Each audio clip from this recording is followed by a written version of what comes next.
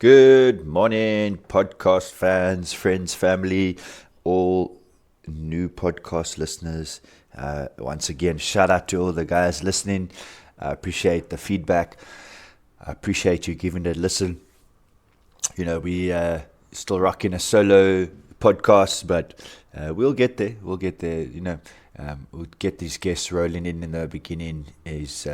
We'll start, but once we get them going, we'll have a few guests. And if you're listening to this, just a shout out. You don't have to have done anything really Muay Thai orientated or things like that. If you listen to the podcast, then you're probably interested in what I have to say, and you'd probably make a good guest for us. So definitely hit us up with a message or drop me a message somewhere. We can get in contact, and we can start it off from there. I want to just have a chat with people, have a conversation. I don't do small talk very well, so if I'm like somewhere and we 5-10 minutes waiting for something, I don't. I like to get into a conversation with someone about something. I don't always have the ability to do a proper conversation. So sitting down with someone, you're chilling, you're relaxing. There's nowhere you're going. You're going to be doing you're going to talk, have a conversation, throw some interesting facts in there, and so on and so on.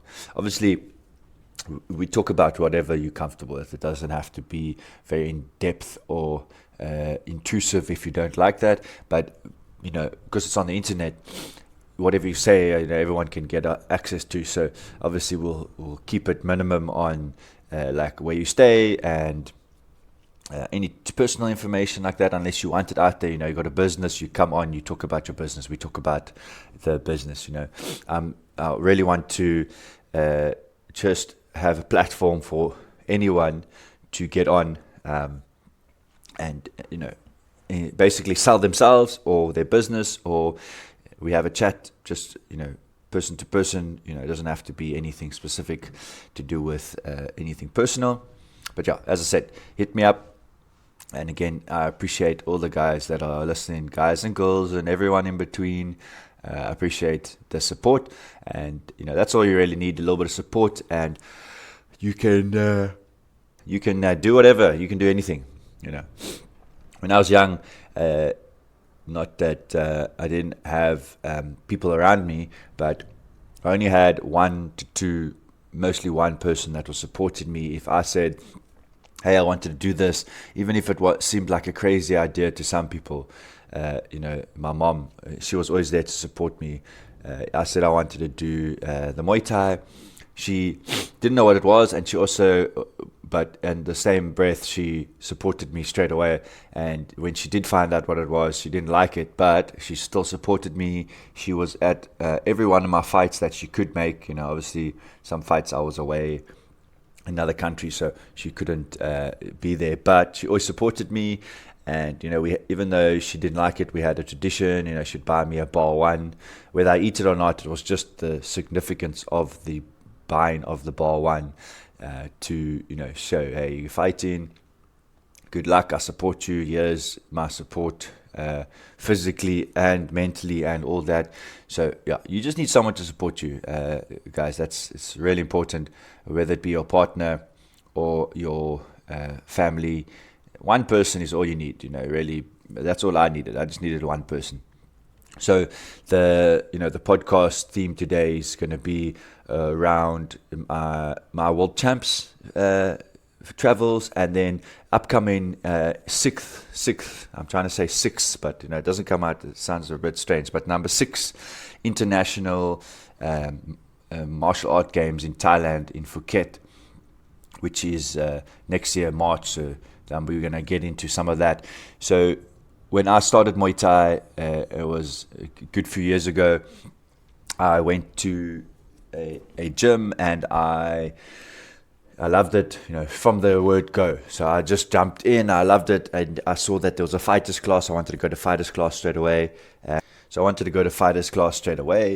And so on and so on. So I trained, I graded about 6 months, and then I went to fighters. And then in fighters, I was probably there for about 2 years before I got any fights. And then, as I was fighting, the World Champs happens every year, and then every year it's in a different country. This is the IFMA World Champs, so International Federation of Muay Thai Amateur. There's one or two organizations. The big ones is IFMA, and the other one is the one that we are with now, is the SAMO, which is a bit smaller, but they are more orientated on the grading part of it, so keeping the Muay Thai itself alive, in the sense of the theory, how to teach, how to train, and what specifics you should be able to do if you are doing Muay Thai. You can't, just because you can kick or elbow doesn't mean it's correct in the theory wise. Otherwise, you're going to find that the moves get watered down if the person doesn't teach it correctly, as in the proper technique and the proper discipline, and so on and so on. So what we did was we would have some fights, and I would fight. At my first fight was a fundraiser for the team, the SA team. So you don't get colors as in like the Springboks or the Bafana or the cricket team. That's like Protea colors. Well, not like it is Protea colors, and Protea colors is very different to what we can get.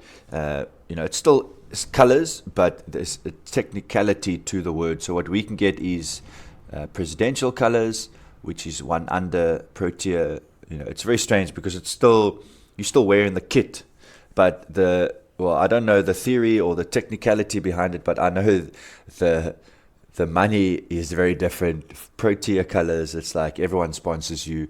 Presidential colors, you sponsor yourself.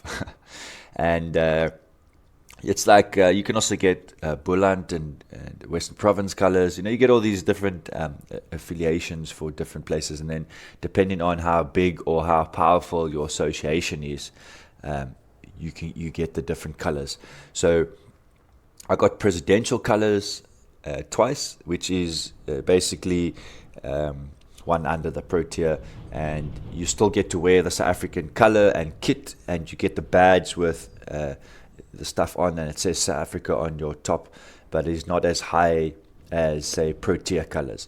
And you have to get these colors every year. So if someone says to you, I've X country 10 times champion, that's more believable than someone saying to you, I am the SA champ or whatever, because every year you have to get it, because every year there's a world champ, so which means every year there's a new best in the world, and so on and so on. So I had a few fights at the fundraisers, and I was always interested in going overseas to go and fight, because at that time it was just fight, everything fight. It wasn't like, again, I'm not being I was an aggressive person or looking for fights the whole time, but I was very dedicated and focused on the Muay Thai and the fight game. And if you're not, you got to be a bit obsessed, because if you're not going to make it, because that Saturday or that weekday or your partner telling you not to do X, if you listen to that, then you are going to not make it. You got to be a bit obsessed. You got to have your partner saying to you, oh, you do too much training, and so on and so on. Then you're on the right path. And just for advice, guys and girls, that partner is not right for you because they're not supporting you. It might seem trivial, but I have a partner now that supports my Muay Thai fully, and even though we chat about things and I might do silly things sometimes, she supports my journey and my business and the Muay Thai with me fully, and that's what you need. So I had you have to do Western Province trials, so you fight someone, and then you have to do SA trials. So basically, you got to be the best. I say in inverted commas, the best in South Africa, because there was some fighters that just weren't fighting Muay Thai, and they could have been better, but they were doing another sport. Or the organizations. If you know anything about the organizations, it's a bit up and down with people that enter and gyms that are affiliated, just because of the actual behind the scenes nonsense. It's not the Muay Thai itself, it's the behind the scenes stuff that happens, as in this person doesn't like this person, or I'm not going to allow you to enter because of this. So it's a thing. But I'm not going to take away from myself that I did fight, and I got the Western Province trials done, and then I did the SA colors or presidential colors done, and then after that you're basically chosen by your coach, because you are in that weight class, you are the person for the job basically. So they don't usually take people in the same weight class, like two people on the same weight class, because then you have a chance of going to the world champs and fighting each other, which kind of defeats the whole object, because you want to fight other countries and you want to get a medal. Now, if you fight each other, one of you have to lose, and one of you obviously is not going to get a medal, or one of you lose, and then it's like, well, you didn't really fight another country, you've just fought your own guys. So it's they don't take guys on the same weight class, because that would just be a silly process.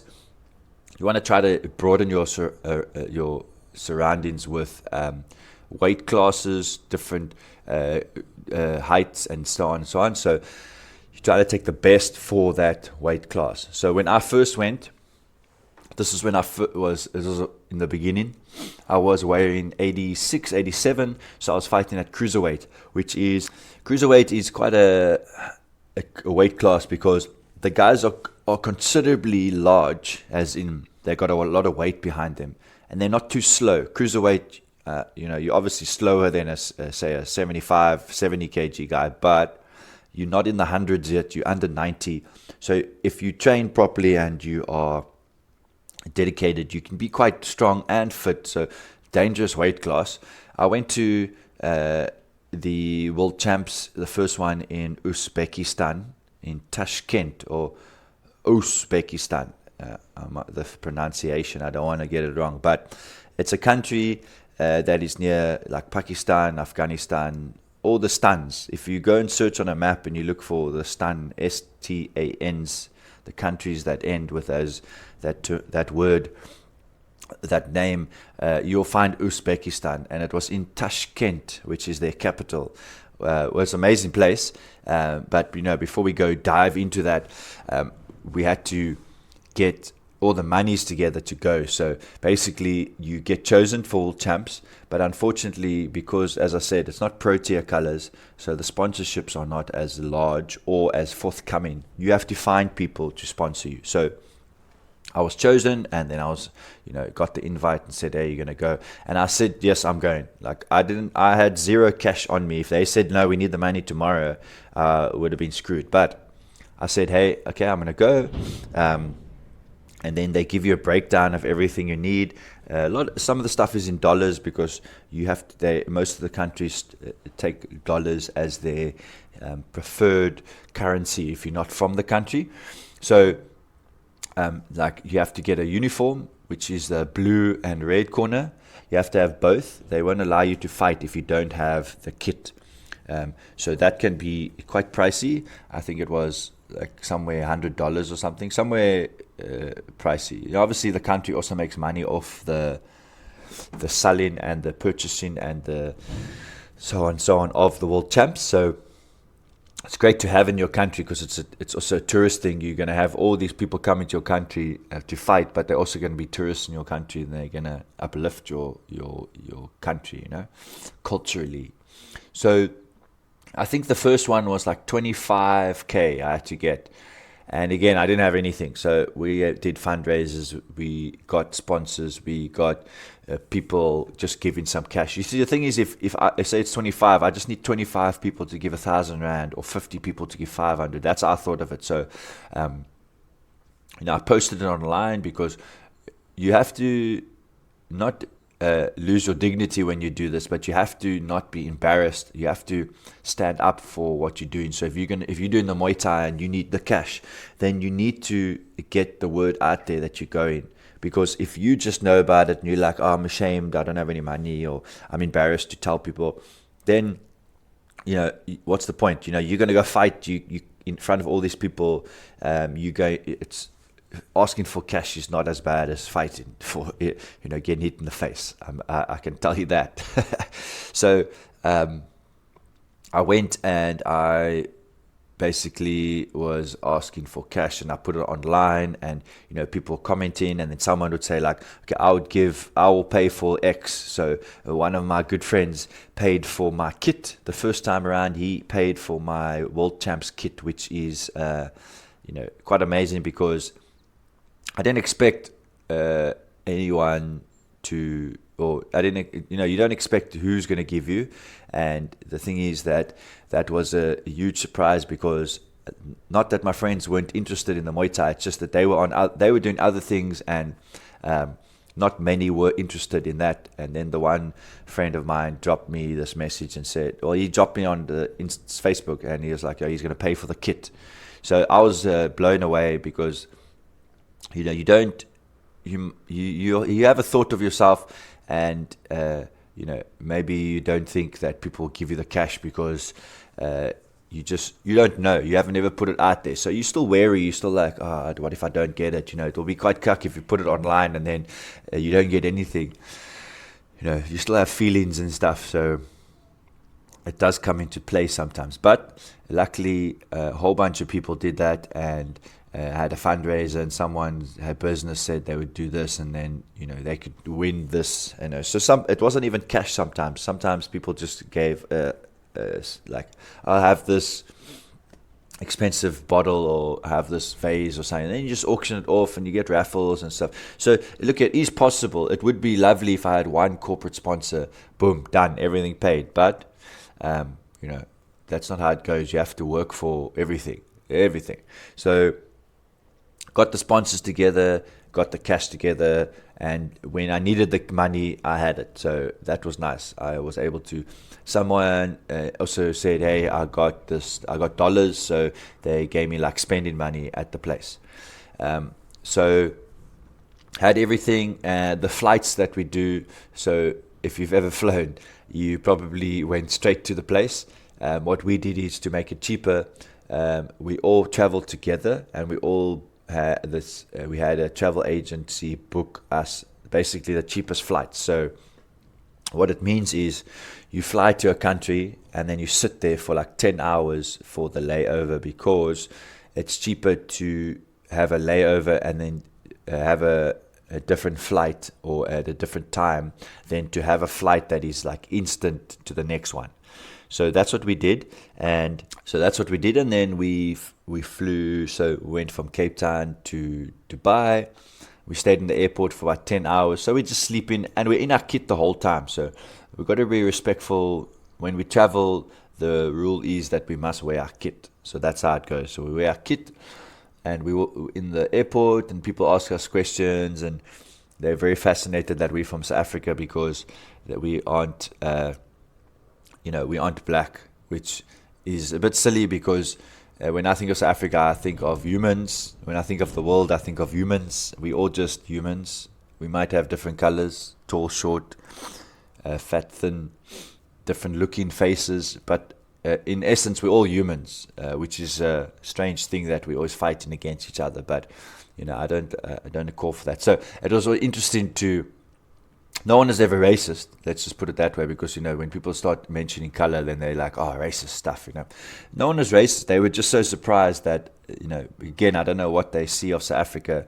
I think they see South Africa and they think, oh, that's just Africa, and then they get a misconception as to what country we're actually from and what Africa actually is. Africa is not a country, it's a continent, and it's got you can find in the continent every single race of people. I say every single race because it doesn't matter where you're from in the world. There's probably that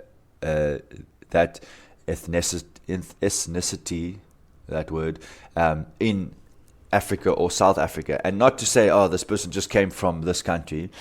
They would have been here for 2-3 generations, or they just their first generation. So there's every race here in South Africa, which is amazing. Which is, that's what makes South Africa so great, because we all here together, and we are all humans. And it's very difficult sometimes when people are silly with race. But anyway, so we were there. We only had one African kid that was with us. It was the development kid, and his name was MP. I know his real name, but when I have him on, I will introduce him. But for now, his name was MP because he was very, very young when he left us. Left us when he went with us, and he was like not scared, but he was nervous and he was anxious. So we bought him. Someone bought him an MP3 player as like a gift, and he was just listening to that the whole time. We literally had to tap him on the shoulder or shout to get his attention because that's what he was doing the whole time. And that was his first time with us, and it was an amazing time. He had some good fights, and so we called him MP. And then we had other team members with other names and like ring names. Myself, I never got a ring name. I was just my name. So I was cruiserweight, and we fly from Dubai to Uzbekistan, or to Turkey and then Uzbekistan. So as I'm saying, there's lots of flights that we took because of the price bracket. So we kept it low, but we had to have a lot of connecting flights. So we got to Uzbekistan, and we get to the airport, and it's just, look at it's a previous USSR country. It was part of the Soviet Union. I must actually confirm that because now that I'm thinking about it, it could have not been. But anyway, it was very like the people it's just one race really. So again, when it comes down, you want to explain the ethnicity of people. Most of the people looked like Asian Mongolian type of thing. So again, I must see if that is really true what I just said about the USSR. But anyway, most of the people are one race, and they are very nice people, very polite and very friendly. Most of the people are wearing like semi-casual clothing, like every day, because their work week is Monday to Saturday, and so basically everyone's wearing like the smart chinos, button-up shirts. I didn't see many people wearing casual clothes, like obviously after hours and stuff, but most people were basically wearing a uniform type of thing. We had a translator because most of the country doesn't speak English. It is a Muslim country, but they are not under the rules of wearing a hijab, and the woman must be doing X and Y and the men must be doing this. They are more open, so the ladies wear the same. If you've seen business attire in South Africa, pinstripe shirt, a pinstripe skirt, or button up collar shirt, or just smart pants, and so on.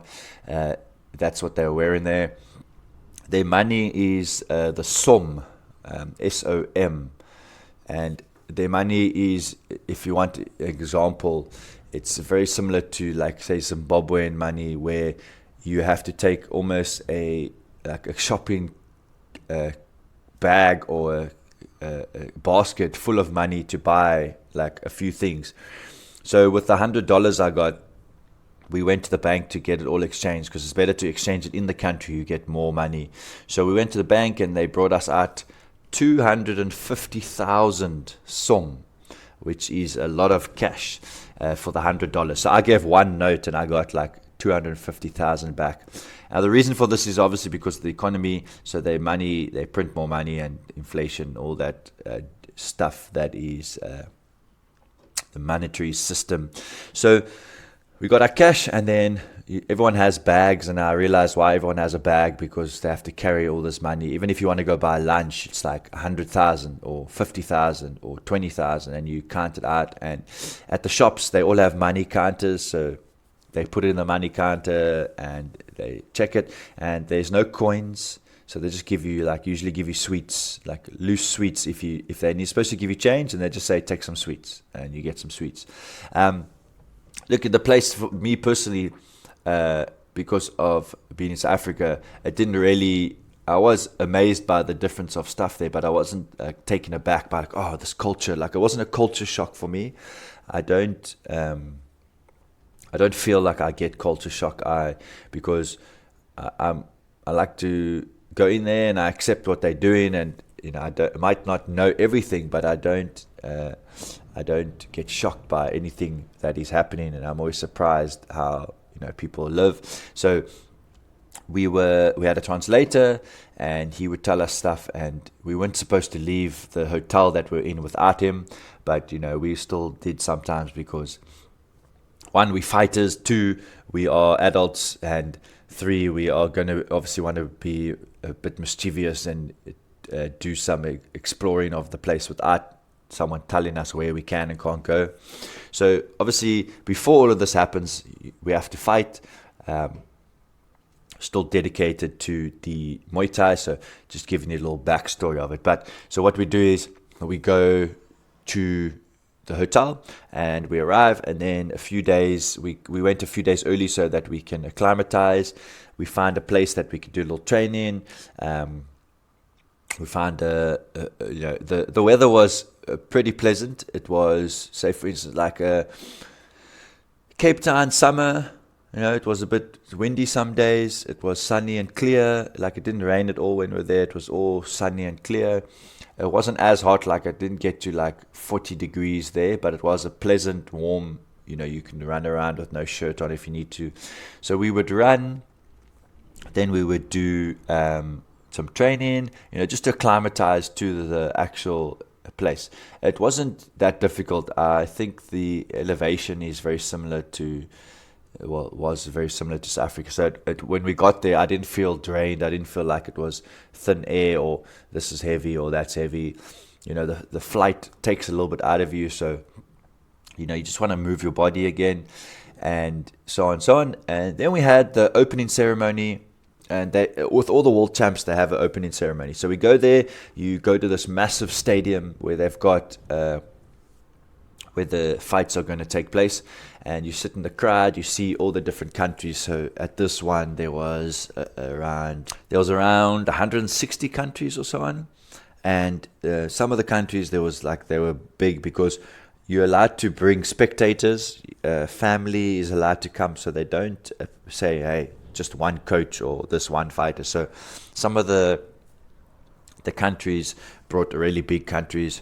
We also had Thai with us. His name was Nong. So he came with us. He was my coach's coach before. He trained him all the stuff. So he came with us, and he helped us with the pad work. And it was nice to have a Thai with us, helping us with things, because it just, it's also a bit of a show off to have a Thai with you at the World Champs. So he was assisting us and helping us with a few moves and showed me a few things that I didn't even know about before, which is nice. You have the opening ceremony, and you have all the flags come out, and you have all the countries being represented, and then they basically give you a rundown of what's going to happen. And then after the opening ceremony, they have the rings put up. So they have 3 rings in the stadium, like big rings. It's 8 meter by 8 meter rings, so full size rings, 3 of them, and all 3 of them had live bands playing. So the people that play the Thai music when you fight, there's 3 members. One's got like a little cymbals, one's got a flute, and one's got a drum. And as the fights go on, they go faster or slower depending on the round. And there's obviously 3 refs, one in each ring. There is the judges. So it's not just the fighters that come along. The officials from the different countries are also invited to one come and ref or judge. And then 3, because they're all in one area, they come to do some training. The executives or presidents, they are in meetings and stuff. So it's not just about the fighting, but the fighting is the main thing you see. Unless you're the president or vice president or a ref or judge, you don't really see the other side of things, which I am now at the moment, the vice president, and I'm a ref and a judge. So hopefully when we go to the next World Champs next year, we'll have some things to do as refs and judges, and like some more training and so on and so on. And I would love to be an actual ref or judge at the World Champs. But I have to work up to that. I think you have to have a certain amount of pro fights or amateur fights that you've refed. So I'm getting there. I'm reffing quite a few times, because at the moment there's not many refs that aren't fighting. So the other refs are also fighting. So sometimes they're fighting on the night. So then I jump in, I ref quite a few. So my numbers are going up, which I'm happy about. I don't judge too often, but obviously I'll do the judging course when it's available. So when the world champs start, then you have it will be set time. So you go to the stadium at say 9 o'clock. You have breakfast at your hotel. There's usually a buffet, which is nice. You get you can eat whatever you like. Then for the next few hours you're at the stadium, there's like bus service to get you there, and so you get our stadium wasn't too far from the hotel. So in the morning we all get ready, we come downstairs, wait for our lift. It's like a minibus taxi vibe. We get to the stadium, we find ourselves a seat, and if you fight in that day, then some of the coaches and the people are in the back helping you out and getting you warmed up. The other people might be sitting out in front.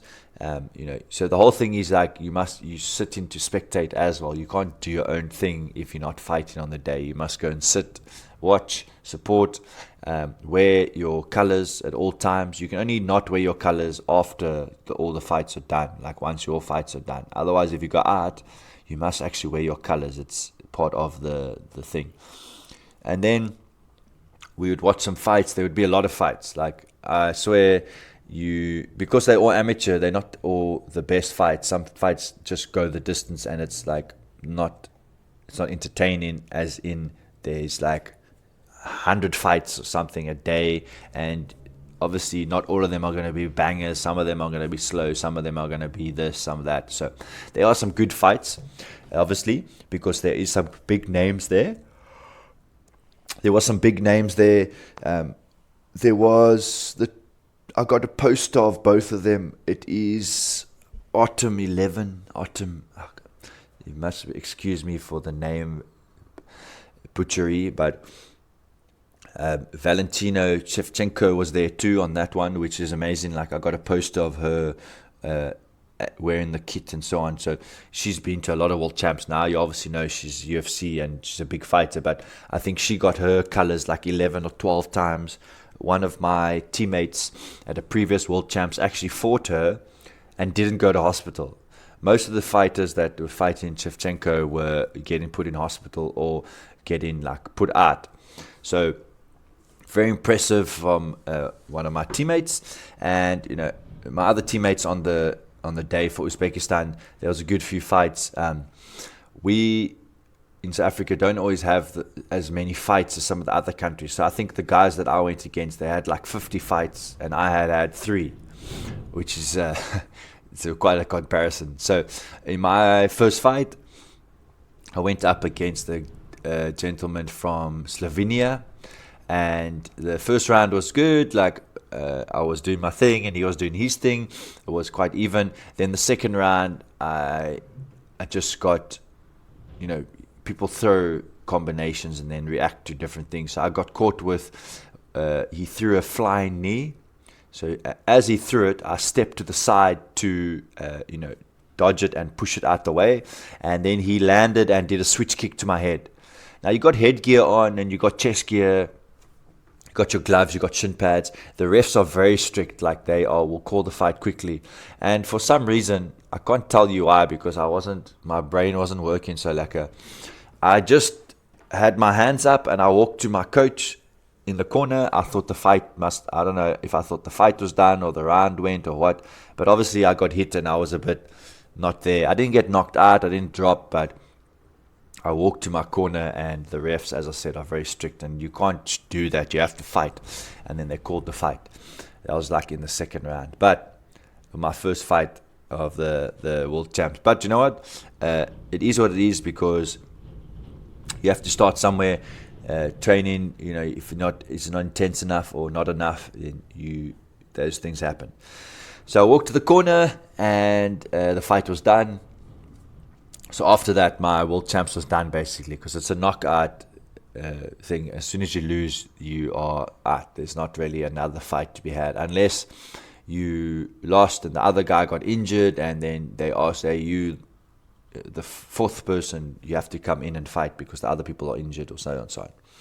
So I did that, and then we were in Uzbekistan for a little bit. We traveled around, and we went to, go out for a bit, went to find a club, and we went to travel just a little bit, not too much. Like, we didn't go far because our coach told us, he was a bit upset with us because our guys were kept losing, but it is what it is. If we trained as much as we did, we only knew what we knew, and the level that we were going to was very different to what we had experienced. So things happen. But first World Champs turned out to be a good one. Went traveling, as I said, a little bit. We had the closing ceremony, so they show you a few places around. Food, guys, tell you now, if anyone's listening and you're going to a World Champs, Muay Thai or other, you need to organize yourself. We found out very soon that sometimes there was not enough food to go around because teams were taking more or less, and people eating more. So what we would do is, by the time we knew what time lunchtime was, we would go sit, and one of us would get in line by the food before they open, and then just before we go in, the whole team would go there, and then we would just, like, one person would grab, say, oranges, one person would grab chicken, one person would grab veg, because if you take a plate and you try to get a selection, you're not going to get anything, because there's so many people that come to the table and they just take as much food as they possibly can get, and they literally, some days there wasn't any food, so we'd have to go out for dinner, which is it's very normal because it's not the first time it happened. So we got the food, and we found out that this person must get this. Okay, cool, we got our food. It was a bit difficult sometimes because sometimes there was just no food, and we went to one place where we were having a dinner. Sometimes they let you go different places for dinner, and I think we had some horse meat. So look, I'm not into eating horses, but we're in the country. I didn't know what it was, or some meat, and it didn't taste funny, but it just was very chewy. And then I found out later there was some horse meat. Different countries eat different things, so whatever. I didn't have anything else funny. We had the closing ceremony. We had all our stuff. Very nice. That was the one in Uzbekistan. Second time I went, it was in between. I had an accident, a motorbike accident. I broke my leg, dislocated my femur. It was a shit show. So was in the hospital, laid up 10 days. Couldn't move. My leg was all fucked up. Slowly came back to do the Muay Thai, came back to class, came back to teach, and then slowly built my way up. It took me about 2 years to build myself back up to fighting ability. And then I had my first fight again after the accident. I had to do trials for the Muay Thai World Champs and stuff. And in that 2 years, I learned a lot. Physical training is very important for any martial arts, because if you're not doing physical training, you can come up against a guy that is doing physical training and his Muay Thai is better or the same as yours, but he's stronger, as in he can hit harder for longer. He can take more shots because he's conditioned. So conditioning is very important. A lot of people underestimate it because they don't want to do the extra training, or they're like, they don't need it, they're quite strong. Motherfucker, you don't know shit. The functional side of things, or the strength training side of things, is not bench press and how much weight you can curl. It is balancing exercises, stepping with weight, lunging with weight, doing different movements so that your body is fluid in different rotations and so on. It's very, very important. So you guys that aren't doing it and that are fighting, trust me, if you do some strength training with a good coach that can do balancing exercises, strength exercises, resistance exercises, if your martial art doesn't get better, you can come and train at my gym for free. I'll give you fucking free training, just because then you must be some freak athlete, and I'll definitely want you training with me. So you got to do strength training, guys. You got to do stretching. The Muay Thai is 80% and 20% needs to be strength and conditioning and the stretching and so on. The running is part of your 80%. You have to run if you want to fight. So it's very important to get there. So that's for the 2 years where my leg was broken. I was basically doing a lot of physical exercise, which changed my body. I wasn't as in shape as in defined muscles in my first few fights. Then when I came back, I was at 82, so I dropped a weight class because of my leg. I lost a lot of weight. I never put the weight back on. I just started training more, and I had more muscle, and I weighed less. So I went in at light heavyweight, which is under 82, which for me was much better. I was lighter, but still strong, but I was doing the physical training. So even though I lost 5 kilograms, I was as strong as and faster than I was at 87. More in shape, as in muscle tone and muscle definition and so on. You don't want to be bodybuilder. I use that because that's oversized muscles, which is fine for bodybuilding. But for the Muay Thai, you get chopped once in that oversized muscle, you're done. You throw 10 punches, you're done, because that muscle needs so much oxygen to progress. So second time around, I had a fight. I fought a guy.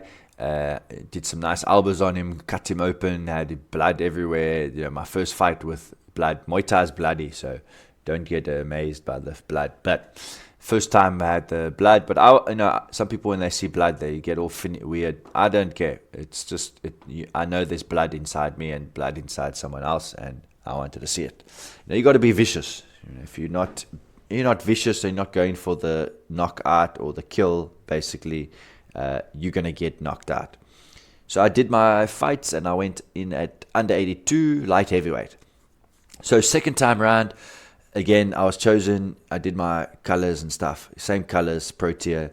Again, I was like, I'm going. Doesn't matter. I don't have the money, but I'm going. And even though the first process was the first one to get all the cash together, the second one was a little bit easier, as in I already knew what I had to do and what it would take. There's a lot of work, and it would take a lot of small donations to get there, which is what happened. And because we were going to Malaysia, I was really excited because, Uzbekistan was nice, but Malaysia is closer to Thailand. So the Muay Thai is a lot more prevalent there. The culture is very similar. There's obviously differences that I don't know, but to me, when I went to Malaysia and when I went to Thailand, the culture was very much the same. The people were as friendly. The Muay Thai was very big. So we were at a massive building. It's like if you know Cape Town, the CTICC is the convention center. Basically, we were at the convention center of Malaysia, and we were on the island of Langkawi. So we were not on the mainland, we were on the island. So it's even better because everyone there is on holiday, really. And it basically became Muay Thai Island, because everywhere we went on the island, there was a poster or something to do with the Muay Thai World Champs. So it was quite cool. And you could go around the whole island on a scooter or a car in 3 hours. So it was amazing. So we did that, and we got, again, the flights were a whole bunch of connecting flights with long layovers. We got to Malaysia. It was hot, like humid and hot. So very similar to Thai weather, where it was humid every day. It rained sometimes, but it wasn't cold rain. It was hot. We went, I think, in the dry season, so it wasn't raining too much, and it was just quite hot.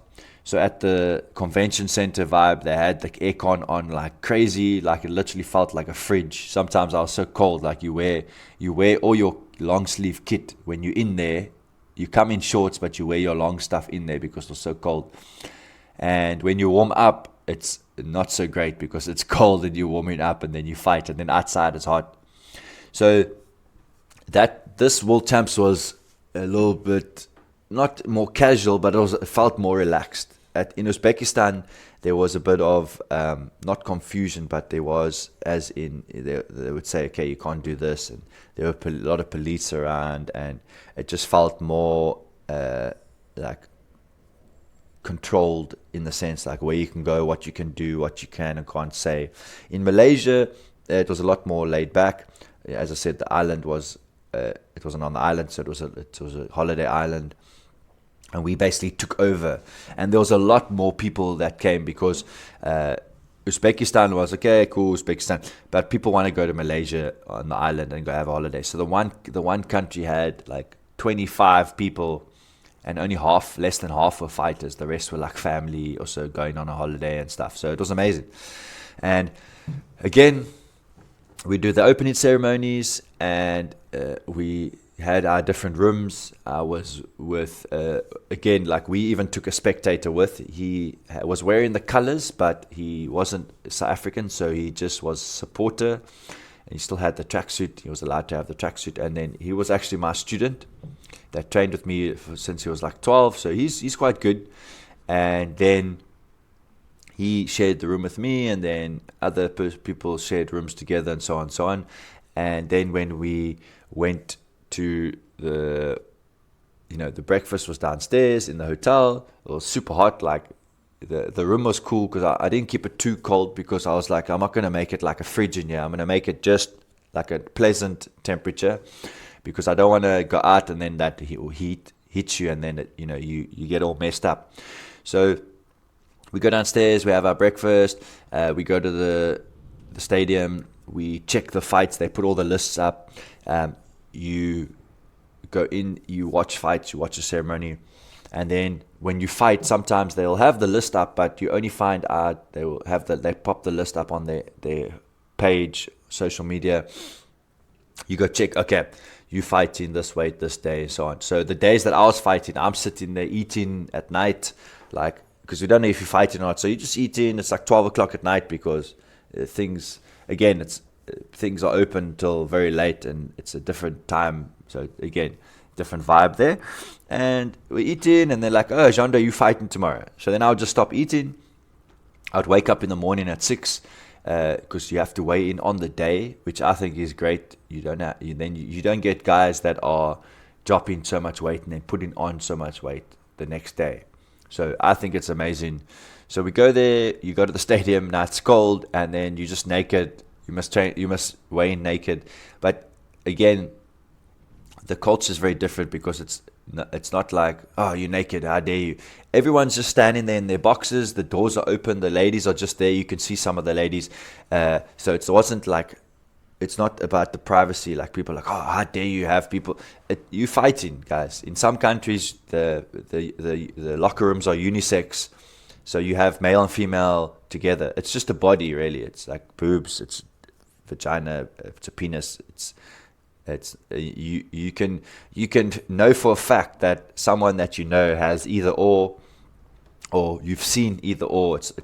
Making it such a huge thing is probably the problem. Like, you should just not make such a huge scene about it, because it's not really that big a deal. So we'd weigh in, you get on the scale, you must be naked, so you jump on, and then I jump on, and they say my weight, but they don't say my weight, they just look at it, and then they do their thing. But now they don't tell you to get off. So I was standing there for a second, and there comes the other guy. I'm like, oh, okay, obviously I must get off. And then you go put your underwear and stuff back on. And I had to weigh in at under 82. So like on the day, they have a scale that you can check your weight. So the one day I was weighing just over, but it was like a kilogram or so. But I didn't stress at all, because when you're outside, you just stand outside, you start sweating. So all I did is I found a black bag.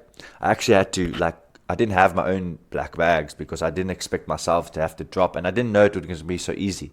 So I found a black bag. Like, I asked one of the cleaning people. They didn't understand what I needed the black bag for, but I asked them for it, and they gave me one. And then I literally ran around this convention center. It's quite a big place. I would say maybe a kilometer, give or take, around to run around. And then I went in to weigh myself. There I was in weight. So the first day I realized that I didn't use the black bag anymore. I just ran, no shirt, with a shirt, around the place, and I dropped weight. Because every night we were basically eating at 12 o'clock. For some reason, I don't even know why we were eating so late. We had the fights and stuff, and it ended early enough. But for some reason, we were always only getting to eat at that time. Something else was happening. So we would go and eat, and again they'd be like, oh, Jean, are you fighting again? So I fought for 3 days, 3 fights, because that's just how it goes. I fought my first fight, and I won. I fought. It was Hong Kong. So, I was quite confused as some of the countries, like China was there, but then it was China, Hong Kong, and so on, so on. And then I didn't understand that, but now I have a better understanding that Hong Kong is actually, or was, part of mainland China, and then the British were there holding the country, and they gave it back to Hong Kong or back to China, and now it's been assimilated into China, because China and Hong Kong's politics were very different.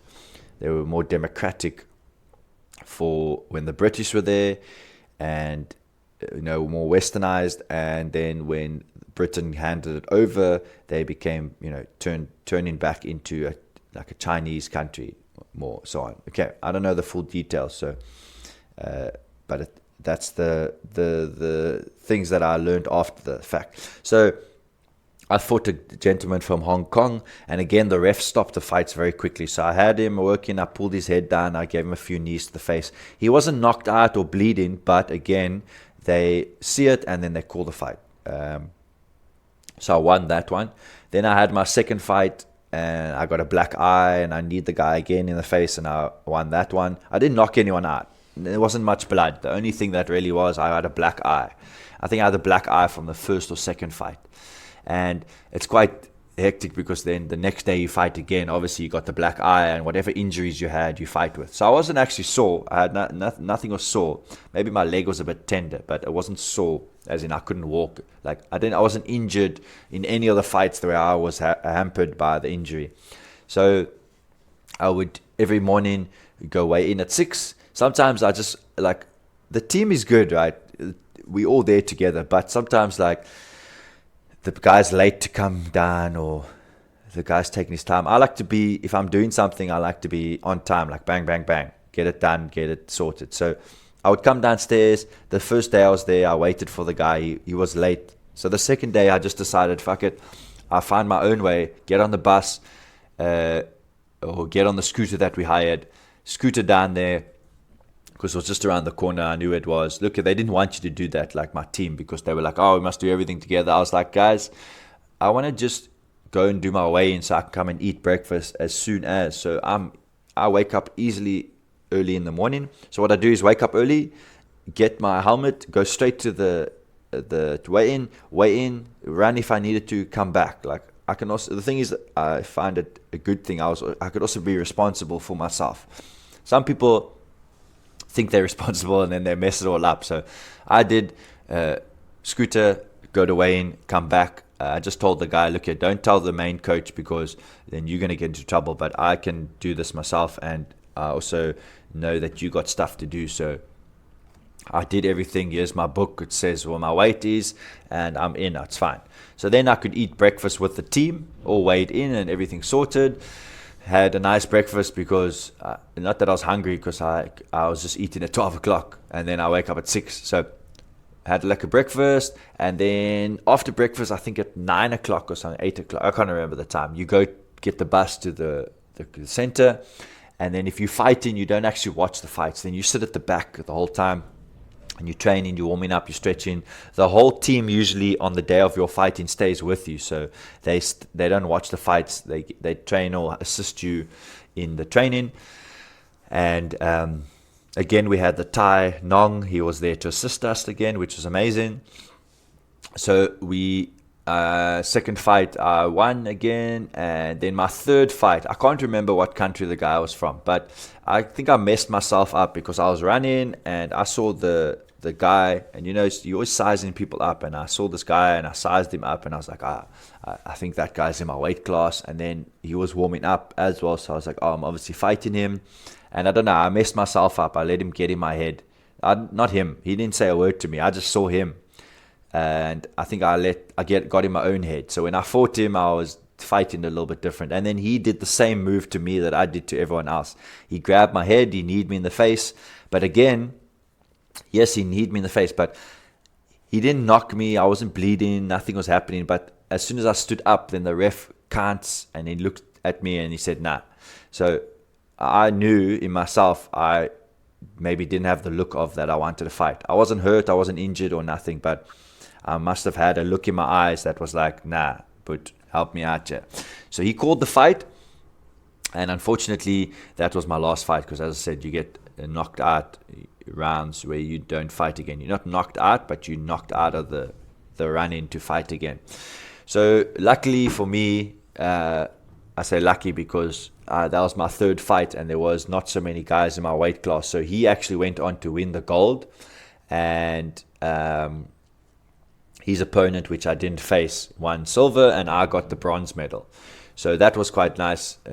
My goal was to get a medal at World Champs to at least have something to show. A gold would have been lovely, but I wanted to get a medal. And I did all this work. I came back a second time. I worked harder because the first time I obviously didn't work hard enough. So I worked harder and got myself a nice medal. So I still got the medal. I still got the medal, and I still obviously have the medal, bronze medal. It says my name on it and the country and stuff, and what World Champs we went to. So that's amazing. But my coach wasn't very happy because he obviously the coach wants you to win, so you got to let the nerves go there with the coach. So had some nice fights. Again, the food was the same. Like, you got to get in line. We knew from the first time you got to get in line because otherwise the food's going to be a bit low. The breakfast was always good because there was only us in the hotel, and they had a buffet breakfast, so we eat whatever and as much as we wanted to. In the evenings, we would go to all these awesome restaurants. It was like the food was so good, like rice. Like, what you do is just buy or order a whole bunch of stuff for the table, and then everyone just grabs what they like. So the food was so good. Like, I've never eaten such great food. And the closing ceremony was a great fun because we went to it, but we didn't actually go to it because some of our team arrived there earlier, like the coaches and the refs, because they were busy with some course. And then we see our coaches and some of our guys walking towards us, and then we're like, oh, what's going on? And they're like, no, there's no food. The food's all done. They ran out of food, basically. So we decided, okay, like always, we just go to a restaurant, and we had our closing ceremony at a restaurant. I didn't even actually get into the ceremony because they had no food. So our coach just turned us around and said, hey, we're going to go for dinner somewhere else. So, that was quite entertaining. And then after the World Champs, you're still there for a few days. So we had our scooters that we hired, and we were going around the island. Like, we would go to different places. We found this waterfall up in the jungle. It wasn't a waterfall. The water was all dried up because it was hot. So we swam there a bit and we chilled. We went to the sea. The sea was hot, so I didn't expect that. I should have known, but it was like bath water. So you like hot, we train and we're like, yeah, we're going to go cool down in the water. Water's hot. So anyway, but it was such an amazing place. Obviously much different to Uzbekistan. And if I could choose, definitely Malaysia would be my best one. And it was hot. The weather was good. All the countries were out. The people were chatting. It was an amazing atmosphere for everyone. Our coach was, sometimes, different coaches, but he obviously wants to keep us safe, or I don't know, didn't want us to go out. But we were still sneaking out. Like, we'd go out, like everyone would be in the hotel late at night, and then we would go out at 10, 11. We would all meet up. There was only a few of us. There were some rebels, like 4, 6 of us or something. Some people were upset that they lost, so they weren't doing anything. And then some people we didn't ask because it would be too much of a mission. Like, they would probably tell the coach or whatever. So we went, a few of us, myself and my student, the supporter that came with us. We went on the island, we cruised around, we'd come back at like 3, 4 in the morning because we were done fighting. No one knew that we were out, so it was lovely. We just went around, there wasn't much open, but we were just doing like sightseeing at night. We saw, like, I'll say inverted commas, a biker gang, like 20 oaks on their scooter bikes, like laying down. I don't know if you ever know, if you rode a bike, you would know what it is, but they're basically laying down on their seat, so their body's completely straight. So there's less wind resistance, so you can go a little faster. So the guys were doing that. There were some like hatchback cars with really big exhausts on, like it looks like a Daihatsu type of thing. And the robots had a timer on, so they would race when the timer would go green, obviously. So we were just cruising around, checking out stuff. It was really fun. Like that was a part of it. Is, we were fighting. We went there for the fights, but afterwards, in my head, I was like, I fought now. Now I also want to enjoy what I've paid for. Enjoy the fruits of my fundraising labors and so on, so on. So we went to around the island, like I think for 3 or 4 nights. That's what we did. No one knew because we didn't want to tell our coach, or we didn't want to tell the other captain of the team, because those guys were just being a bit silly with just the authority that they were given. So yeah, I was also like, look, I'm an adult and I've paid my dues and I'm in this country, so I should be allowed to go and go and travel and go see some stuff. So we're cruising around and we had the fights and we had a closing ceremony. It was good. There was actual food at this closing ceremony, or open ceremony. There was a few ceremonies. So the one, they take us to a restaurant sometimes, and I think it's like halfway through, and there was food. And then the closing ceremony one, unfortunately, there was nothing. And some days we also, like, we were all eating oranges for lunch because there wasn't any other food on the menu. The vegetables and rice, it was all gone. There just wasn't enough. I think they underestimated how much fighters eat when they are hungry. And then we were, we did our thing. I got my medal at the end. We had a few other guys fighting still, so we still go and support them. But the World Champs, it's very much the same theme, as in you fight, you go at what time, you have a hotel, and then it just depends what country you're in. So in Uzbekistan, it was one vibe. In Malaysia, it was another vibe. Same process, like you go, they have the open ceremony, you have your fighters fighting, you have your judges and refs and coaches doing their courses. At the end of the thing, like, there was a lot of posters and stuff around, so I saw a few people grabbing some, like, for memories. So I also grabbed some. I was like, yeah, this is going to be lekker. So I grabbed a few articles of things to basically take apart, and then so we could have the posters. Not that I'm saying everyone is doing it, so we did it. I was like, well, I'm not going to let everyone get something and we don't. If we get into trouble, we get into trouble, but I'm going to go try. So I got a few posters and I'm going to pop that up in the gym. It's been a long time I've had them. They must go up soon. And then we have our travels back. We were in Dubai again, because most of the flights you go to Dubai first and then you fly in a connecting flight from there. It's cheaper if you fly to Dubai and then fly out. So we were just in the airport again for like 10 hours, walking around the airport. That airport is gigantic, so you can walk and walk and walk and walk and walk. And then we came back and, I had my medal and stuff, and I was quite chuffed. And now I am on a different path where I am more on the officiating side, and the coaching side. So I ref and judge, I coach.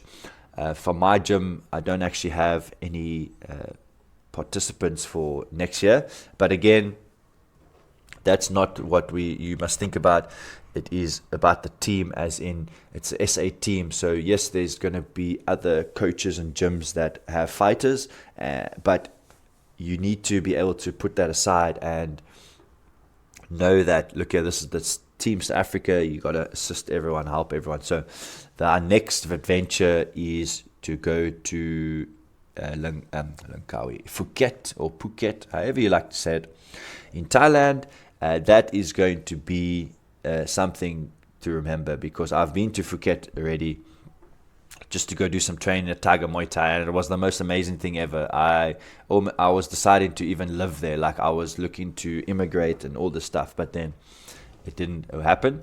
But I was so happy there. It was amazing training, eating lekker, scooter around, weather's amazing, everyone's happy, everyone's cool, the beach is lekker, people everywhere. It was the best thing ever. So now next year it's going to be even better because now it's at a proper event, so they're going to have all these things happening. The island's probably going to be even more full, so they're going to have the people doing the martial arts games. It's not just Muay Thai, it's going to be other martial arts as well. They're going to have an opening and closing ceremony. Hopefully we have enough food, I'm sure, because this is a different world champs now. So we'll see if it's similar, because as I said, even though the names are different, the world champs are very similar. It's Muay Thai, it's Muay Thai. It's this, it's that. They got officials, they got refs, judges, they just go by a different name. And I'm also going to go 2 weeks before. I'm going to be in Bangkok. I must go and train with Grandmaster Woody to do my grading. Basically, I need to grade to the next level, which is number 12. I'm on 11 at the moment. So I have previously stated in my other podcasts about this grading system. I want to go and grade so that I can come back and be a full crew, because at the moment I'm an assistant crew technically. And once you are like full, then you're really onto something. Before that, you're like, okay, you're good. Like as I said, it's equivalent to if I was doing jiu-jitsu and I had a black belt, then you like, okay, now you have something to show. Before that, you haven't achieved the full amount. So once I get to level 12, I can have a different grading system that I can do. I can start grading guys. I have to go train for 2 weeks. It's a 2-week course. And it's not easy. It's like you train. It's you showing off your Muay Thai. They don't care what you can tell them. They care what they can see you do. So I am planning to go with another coach. He's the president of the association. I think it'll be awesome.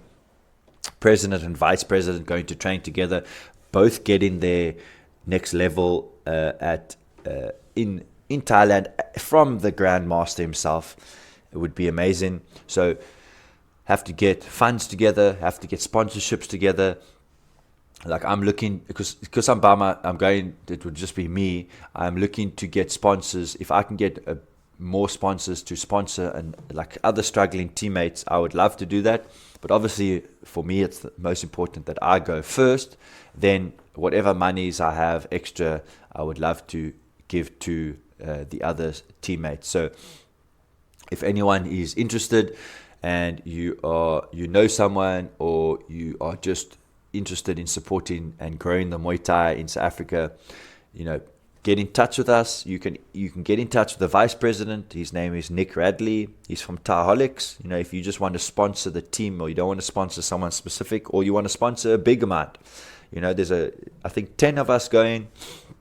The fighters especially need the support because they are fighters and they just doing their work, and they might not have the cash or the funds to just do it. They have to do the fundraising and stuff. So even as I said, when I went, someone paid 500 Rand. That's all we really need. And we need this whole bunch of small amounts. So that is the next step for me in March.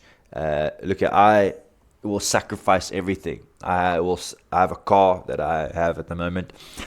I bought it new, so what I'm going to plan is, worst case scenario, I'm going to sell that car. I'm going to get money together. I'll get like a smaller vehicle or a scooter or something to be in SA with. But if I can go and get all the stuff that I want to achieve, then when I come back, I have a higher knowledge and I can rebuild everything. I sold my car before to buy the gym. I thought it was a worthy sacrifice. And now I have a gym and a car. So what I was thinking is, I sell the car again.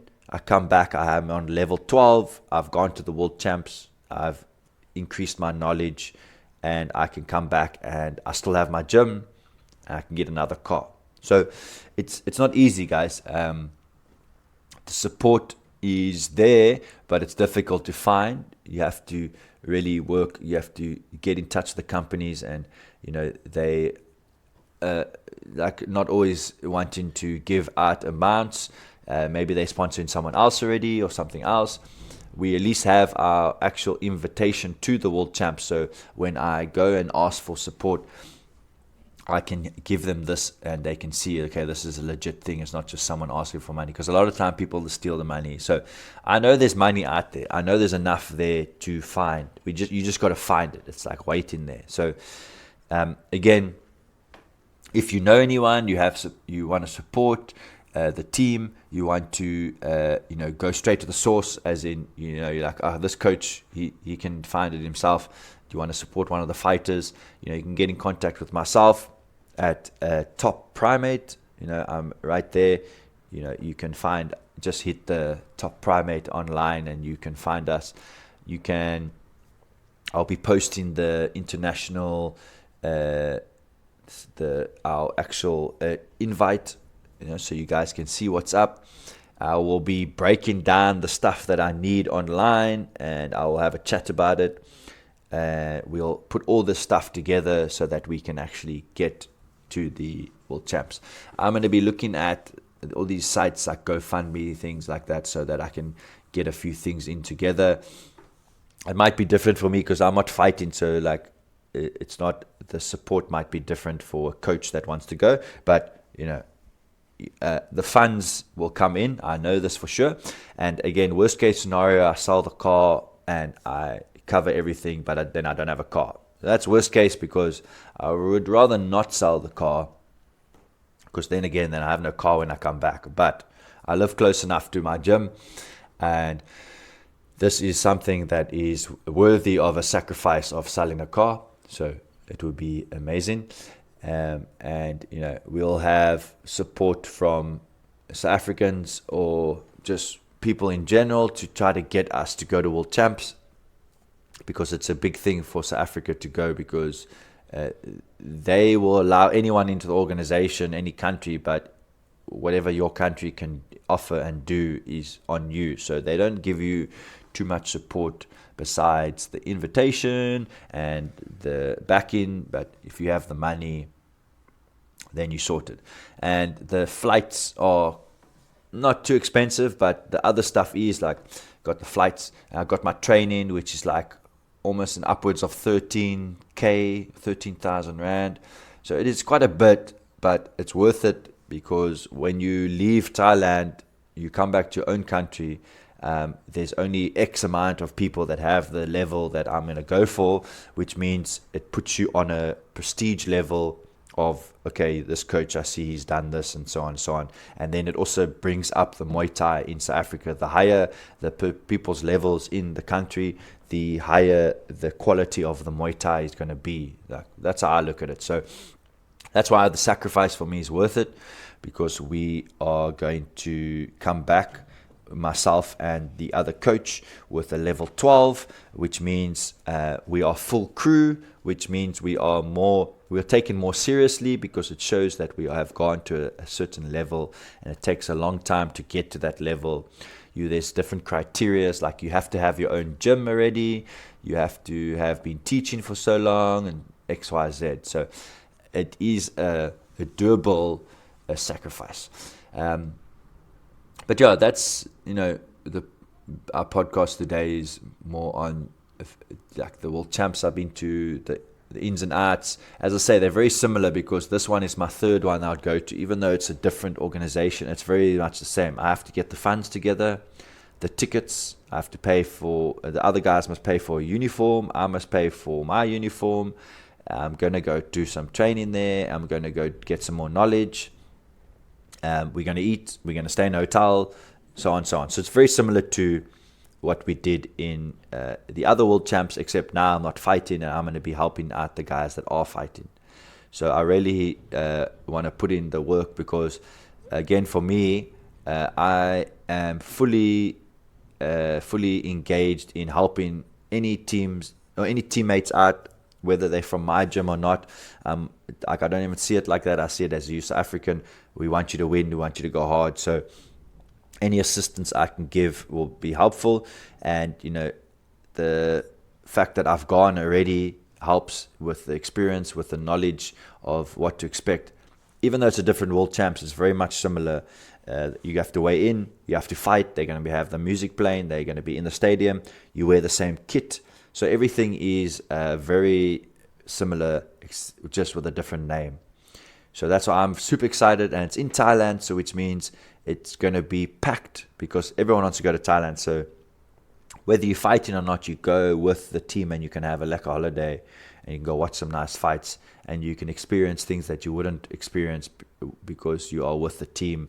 They're going to have some fun stuff to be had. So, guys, this will be the push in the podcast to get the knowledge out there that the South African team is going, that we need support, that any support is helpful. You can just drop us any information or any leads that you might have. Even if you like, hey, I think this person was looking to sponsor, drop us the message. We will go and do the hard work or the leg work, as to say. If you are looking to sponsor us, any amount, guys, look at you say, I got 200 Rand for you guys.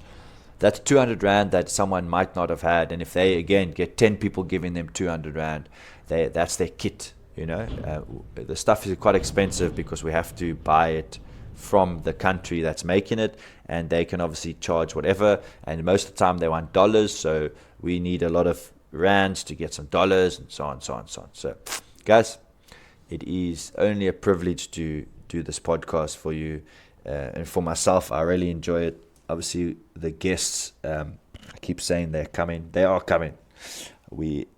Everything takes time, just like this World Champs is going to take time. It's going to be a slow process, a long process, but we are going to do it because we got our invitation now. I've got the breakdown of prices and so on and so on. We just need to get the funds together. Again, worst case scenario, the car, it's going to get the chop. It's going to get the chop, guys. But it's okay. I don't feel bad or upset or sad that I have to do that. I feel very happy because I have the ability to do that. Some guys are going to go and they don't have nothing to sell, no assets or whatever. I have only one asset to sell, but still I have it. And it could be the make or break. Again, the sacrifice outweighs the car because I'm going to go grade with the Grandmaster himself at his own gym. I'm going to go to the World Champs, the different one. As a vice president, I'm going to go do grading.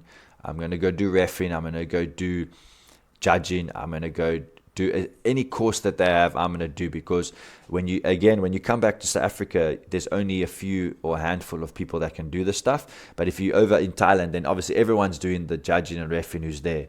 When they go back to their own country, they take that knowledge back, and they might be the only one that has done that and has that knowledge. So they must spread it. So when I come back, I would love to do some, get the refs and judges together, do a seminar, and tell them everything we learned and the process of XYZ. Explain to my fighters, if they want to go, what it entails and what they need to do, because you can't let it go to the judges and you can't let it go to the ref. Everyone's against you. The ref is trying to make sure you don't get hurt, so he'll call the fight early. The judges, they are judges from whatever country, and if they see what they see, that's it. There's no, you can't dispute it really, because you can dispute it, but it's a whole process, and it is not always worth it, because now you're just clutching at straws. You should have not let it go to the judges. You shouldn't have allowed the ref to step in. You got to go for the win. So I'm going to bring all that knowledge back. We're going to grow South Africa. There is guys in other countries that want to be affiliated. So this will help me get all the knowledge I need to help and assist other guys in other countries to set up this Muay Thai in their own country. Because the more people we have doing the Muay Thai in the different countries, that means the more Muay Thai grows. And the more Muay Thai grows, everyone gets a piece of the action. Like with one championship, they're doing amazing stuff for the Muay Thai. It's probably the biggest arena that Muay Thai has been on, which is so silly because Muay Thai is amazing. For me personally, to watch a Muay Thai versus an MMA fight, I'll take the Muay Thai. There's more action, striking, there's elbows, there's knees, there's the clinch. So you got everything. You just stand in the whole time. So it's action packed. I think it's amazing. So guys, I'm going to be signing off. I will hear from you, chat to you soon. Give me comments, guys. Give me the love, give me the hate, because even if you're upset and you're like, you do this too often, I appreciate it, because then I know something I need to work on. I will take the the negativity out of the comment, and I'll just take the positive, which is helping me make the podcast better or giving me some extra knowledge, or so on, Again, I do this on a laptop with a headset and a mic, and if sometimes the sound picks up certain things, like it's super windy here by us now, the roof is making noise. So if you hear the feedback, guys, I apologize if it's too much, but as I said, I don't have the world-class setup, which I don't think you need for, to start. Otherwise, I wouldn't have even done the podcast because I don't have the setup. So you guys can really do it with whatever. If you can hear it and it's interesting, every time you do it, you can get better. That's the whole point. If you're going to do it, then you just get better every time.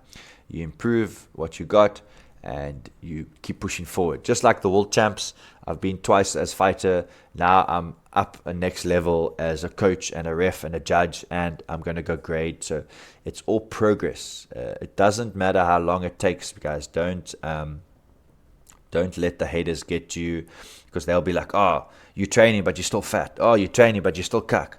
Okay, but you've put in 6 months, and even if you are still cuck, you're 6 months better than you were before. Right? Even if you have no muscles to show and you've been lifting for 6 months, there's 6 months of muscles in you somewhere, maybe under something, or you have to adjust. But guys, it takes a second. Okay, maybe you're not eating enough, maybe eating too much, maybe not training enough, maybe you're training wrong, but you're looking to fix and better the process. So just like me, I went to the world champs. I will give my knowledge to the other guys and tell them what I've expected. And it's not easy. The level that they fight at versus what we fight at is much, much different. So you need to be prepared for that. Obviously, getting these funds together is difficult, but you also need to enjoy it. Like when I went, I enjoyed it. Doesn't matter if I sell my car, I'm still going to enjoy it. I will not have any regret. I'm going to enjoy the whole process of it. Selling the car, getting there, or not selling the car, all of it is going to be a process. So guys, have a great one. My passion is Muay Thai, so I want to grow it. So any way I can, by me going, is going to grow the Muay Thai on my side of things for what I'm doing. For the fighters going, it's going to grow Muay Thai, as in they can see South Africa's they're in the running. We might not be the best yet, but we're coming for you guys. So any information, any leads you got on for us, drop us some knowledge, anything, any advice you have. We would love to hear it, guys, because there is quite a few members going, and I know for a fact that not all of them is going to be able to get the funds very easily. So not that it's going to be easy for anyone, but at least we can have a lead or a process that we can jump into and be like, okay, if you do this, you can get X, and so on and so on. Okay. So guys, have a great one. I will see you soon. I will listen to any of your comments or feedback. Again, thank you to everyone that listens to our podcast, and hit us up with any information you have lead-wise. If you want to sponsor something, you go, hey, I got this business, I can give you this, you can raffle it off. Guys, that would be amazing. People will give something if there's something to get. They don't want to give something for nothing. That's how it works. So if you have a business and you want to sponsor $200, drop me a message. I will chat about your business online. I'll have you on. You can chat about your business. You've got to stoke the fire. You got to throw the kindling in first, and as the fire grows, you start throwing the bigger pieces of wood in. So we'll get there, guys. Our whole team is going to go March next year, or end of Feb next year. We're in Thailand. March we're in Phuket. We're going to be in Bangkok first to do some training. Guys, I cannot wait. Okay, guys, have a great day. Have a great rest of your week. Have a good start of the week. Find yourself a gym that allows you to train comfortably without any politics, without any random issues. You just want to go in and train and get out. That's what I do for my gym, guys. Get in, train, go. You don't need to chill. You don't need to hang out. You don't need to be my friend. You just comfortable enough to train hard and sweat and breathe heavy, and then, come back the next day. Okay, everyone. Thanks again for listening. Thanks for your support. Shout out to all those peeps that's been from day one, and shout out to all the new peeps. I will chat to you guys soon. Cheers.